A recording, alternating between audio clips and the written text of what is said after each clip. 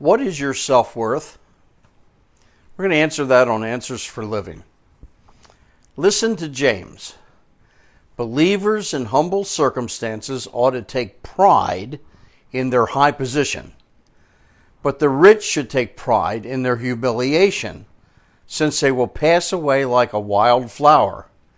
For the sun rises with scorching heat and withers the plant, its blossoms fall and its beauty is destroyed. In the same way, the rich will fade away even while they go about their business. Blessed is the one who perseveres under trial, because having stood the test, that person will receive a crown of life from the Lord and has promised to those who love him. Now, James says people that are poor need to take pride in their high position. So many Christians in the Church of Jerusalem had to flee from Jerusalem to save their lives, and many of them lost most of what they had. They were now living in strange countries, and they were living in humble circumstances, and it was not where they thought they would be in life at that time, and it's not where they thought they would be living. And James says, this is where you are. Take pride in your high position. He's saying, find your self-worth. And he's telling them something they needed to hear, that their net worth has nothing to do with their self-worth. In James 1:9-11, he says our values come from who we are and who we belong to, not what we have. What you have is your title, your position, your resources, your retirement accounts, your portfolio, and all these are net worth issues. And James says you may not have any of these things, but these have nothing to do with your self-worth.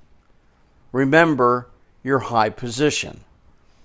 1 John chapter 3 verse 1 says, see what great love the Father has lavished on us, that we should be called children of God.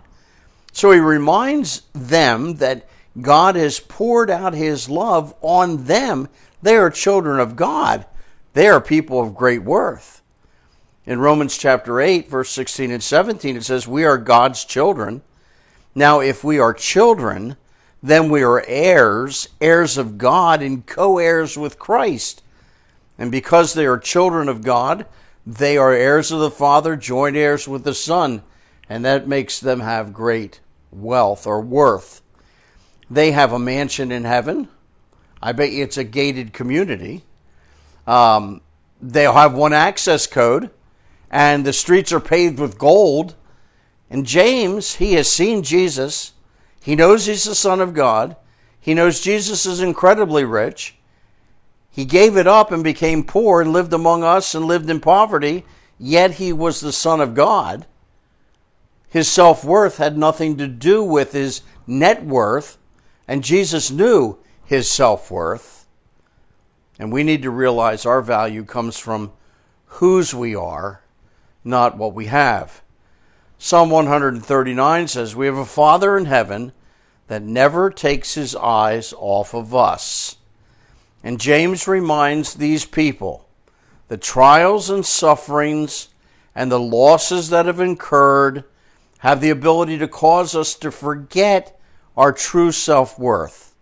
And he says, remember, you may have lost it all, but you are a child of God, an heir of the Father, a joint heir with the Son, loved by God so much, and he never takes his eyes off of you.